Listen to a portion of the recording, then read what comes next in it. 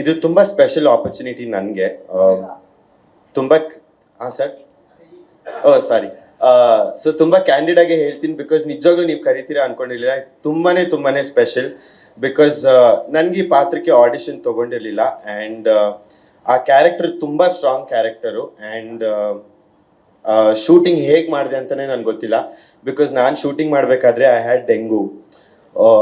So we really fought all the 4 days and I shot it. And ನಾನು ಯಾವಾಗಲೂ ಎಲ್ಲರೂ dancer ಆಗಿ ನೋಡಿರ್ತಾರೆ ಅಥವಾ Instagram. So I think I should thank Simple Suni sir for giving this opportunity. ನನ್ನ ಕಲೆನ ಬೇರೆ ರೀತಿಯಲ್ಲಿ ಜನಗಳಿಗೆ ತೋರ್ಸೋಕ್ಕೆ I think this is the best platform I have got right now. And thank you Simple Suni sir. ಅಷ್ಟೇ, ದಟ್ಸ್ ಅಬೌಟ್. ಕಿಶನ್ ಅವರೇ, 1 second. ಹೆಚ್ಚಾಗಿ especially social ಮೀಡಿಯಾದಲ್ಲಿ ಅದೊಂದು ಶರ್ಟ್ 4 ಬಟನ್ ಓಪನ್ ಇಟ್ಬಿಟ್ಟು ಒಂದು ಹೀರೋಯಿನ್ ಇಟ್ಕೊಂಡು ಡಾನ್ಸ್ ಮಾಡಿ ಅದೆಲ್ಲ ವೈರಲ್ ಆಗಿರುವಂತ ಡಾನ್ಸ್ ವಿಡಿಯೋಸ್ ನಾವೆಲ್ಲರೂ ನೋಡಿದೀವಿ. ಇಲ್ಲಿ ಬೇರೆ ದೇವಲೋಕದಲ್ಲಿ ಇರ್ತಾರೆ ಇವರು. ಸೊ ಆ ತರ ದೇವಲೋಕದ ಕನ್ಯೆ ಜೊತೆ ಡಾನ್ಸ್ ಸೀಕ್ವೆನ್ಸ್ ಏನಾದ್ರು ಇದೆಯಾ ಸರ್? ಸ್ಯಾಡ್ಲಿ ಆ ಅವಕಾಶ ನನಗೆ ಆಶಿಕ್ ಅವ್ರ ಜೊತೆ ಸಿಕ್ಲಿಲ್ಲ. ಬಿಕಾಸ್ ಸರ್ ಅವ್ರು ಬಿಕಾಸ್ ವಿ ಆರ್ ಆಕ್ಚುಲಿ ಅಣ್ಣ ಅಂಡ್ ತಂಗಿ in the movie. So you are safe ನಾವು ಸಿಬ್ಲಿಂಗ್ಸ್ ಆಕ್ಚುಲಿ ಮೂವಿಲಿ. ಸೊ ಆ ಆಪರ್ಚುನಿಟಿ ನಂಗೆ ಸಿಕ್ಕಿಲ್ಲ, but hopefully soon we will do a dance together. ಹೌದು ಕಿಶನ್ ಅವರೇ, ಖಂಡಿತವಾಗ್ಲೂ. ಬಟ್ ಟ್ರೂಲಿ ಶಿವಣ್ಣ ಅವರೇ ಬಹಳ ಅದ್ಭುತವಾಗಿ ಡಾನ್ಸ್ ಮಾಡ್ತಾ ಇವತ್ತು ನಿಮ್ಮ ಮುಂದೆ ಬರಬೇಕು ಅಂತ ಬಹಳ ಜೋಶ್ನಲ್ಲಿದ್ರು. ಸೊ ಶಿವಣ್ಣ ನೋಡಿ ಹೇಗೆ ಅನಿಸ್ತಾ ಇದೆ ಕಿಶನ್ ಅವರು? ಆಕ್ಚುಲಿ ಅವ್ರನ್ನ ನೋಡ್ಕೊಂಡು ಬೆಳೆದಿರೋದು, ಅವ್ರ ಡ್ಯಾನ್ಸ್ನ ನೋಡ್ಕೊಂಡು ಬೆಳೆದಿರೋದು, ಸ್ಪೆಷಲಿ ಅವ್ರ ಓಲ್ಡ್ ಸಾಂಗ್ಸು. ಆ್ಯಂಡ್ ಇವತ್ತಿಗೂ ಆಕ್ಚುಲಿ ನೀವು ಇನ್ಸ್ಟಾಗ್ರಾಮಲ್ಲಿ ನೋಡಿದ್ರೆ ಅವ್ರು ತುಂಬಾ ಹಾಡನ್ನ ರೀಮೇಕ್ ಮಾಡ್ತೀನಿ. ತಿಲಾನ ಐ ಡಿಡ್ ರೀಸೆಂಟ್ಲಿ. ಅವ್ರು ಶೂಟ್ ಮಾಡಿರೋ ಪ್ರತಿಯೊಂದು ಲೊಕೇಶನ್ಗೂ ಹೋಗ್ಬಿಟ್ಟು I have actually placed it exactly the same way. So thank you Shivanna for being here today. It means a lot.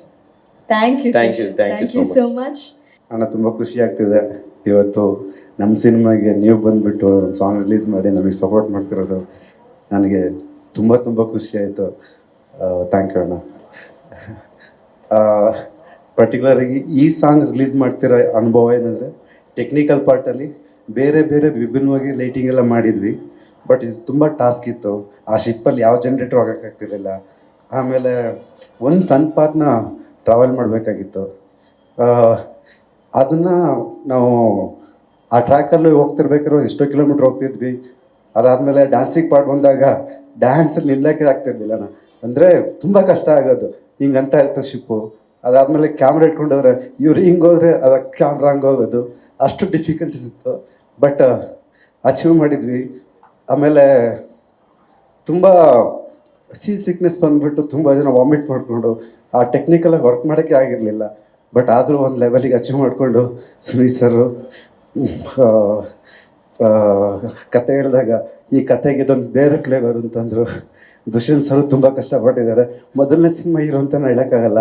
Ashika madam ಅಂತ ಆಲ್ರೆಡಿ ಗೊತ್ತಿರೋದೆ. ಆಮೇಲೆ ನಮ್ಮ ಪ್ರೊಡ್ಯೂಸರು ಎಷ್ಟೊತ್ತಾದರೂ ಸರಿ ಏನು ಬೇಕಾದ್ರೆ ಕೊಡ್ತಿದ್ರು ಸರ್. ಆಮೇಲೆ ಬೇರೆ ಕಡೆ ಖರ್ಚು ಜಾಸ್ತಿ ಇರ್ತಿತ್ತು, ಆದರೆ ಟೆಕ್ನಿಕಲ್ ಪಾರ್ಟ್ ಬಂದಾಗ that was one good journey sir. ಅಂದರೆ 4 ಸಿನಿಮಾದ ಕತೆ 4 ವಿಭಿನ್ನ ರೀತಿಯಲ್ಲಿ ಒಂದೊಂದು ಡಿವೈಡ್ ಮಾಡಬೇಕಾಗಿತ್ತು. ಅದನ್ನೆಲ್ಲ ಸುನಿ ಸರ್ ನನಗೆ ಕತೆ ಹೇಳ್ಬೇಕಾದ್ರೆ that was really very fresh caught. So technical party ಇನ್ನು ಮುಂದೆ ಮಾತಾಡ್ತೀನಿ. Thank you so much ma'am. Bhushan sir thank you.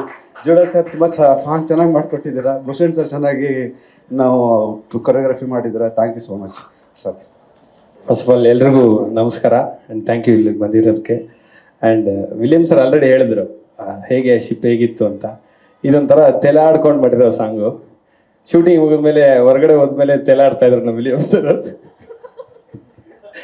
ನಾವು ಜೊತೆಲಿ ಸೇರ್ಕೊಂಡು ತೆಲೆ ಆಡ್ತಾ ಇದ್ವಿ, ಅವ್ರಿಗೆ ಹೆಲ್ಪ್ ಮಾಡ್ತಾ ಇದ್ವಿ. ಯಾಕಂದ್ರೆ ನಾಳೆ ದಿನ ಪ್ರಿಪೇರ್ ಆಗೋಕ್ಕೆ ಬೋಟ್ ಮೇಲೆ ಹೆಂಗೆ ಕೆಲಸ ಮಾಡೋದು ಅಂತ ಹಿಂದಿನ ದಿನನೇ ತಯಾರಿ ತಗೊಂಡು ನೈಟ್ ಎಲ್ಲ ನಾವು ಪ್ರಾಕ್ಟೀಸ್ ಮಾಡ್ಕೊಂಡು ಮಾಡ್ತಾ ಇದ್ವಿ. ಅದ್ರಲ್ಲಿ ಹೀರೋ ಒಬ್ರು ಬಚಾವ್ ಬಿಟ್ರು, ಬರಲಿಲ್ಲ ನಮ್ಮ ಜೊತೆ, ಬರೀ ಊಟಕ್ಕೆ ಮಾತ್ರ ಬರ್ತಾ ಇದ್ರು.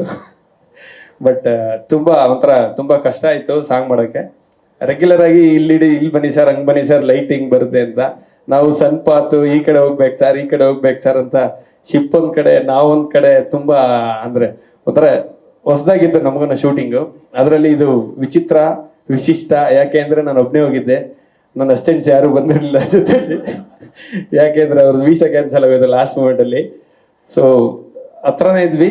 ಸೊ ಅಲ್ಲಿ ನಮ್ಮ ಡಾನ್ಸರ್ಸ್ ಬೇರೆ, ಅವ್ರಿಗೆ ಆಬ್ವಿಯಸ್ಲಿ ಕನ್ನಡ ಬರಲ್ಲ, ಇಂಗ್ಲೀಷು ಬರ್ತಾ ಇರಲಿಲ್ಲ, ನಮಗೂ ಬರ್ತಾ ಇರಲಿಲ್ಲ. ಸೊ ನಾವು ಕಮ್ಯುನಿಕೇಟ್ ಮಾಡಿ ನಾನು ಎಷ್ಟು ಹೇಳ್ಕೊಟ್ರು ಮಾಡ್ತಾ ಇರಲಿಲ್ಲ. ಕೊನೆಗೆ ಆಶಿಕ್ ಅವ್ರು ಬಂದು ಹೇಳ್ಕೊಟ್ಟ ಮೇಲೆನೆ ಕಲ್ತಿದ್ದವರು.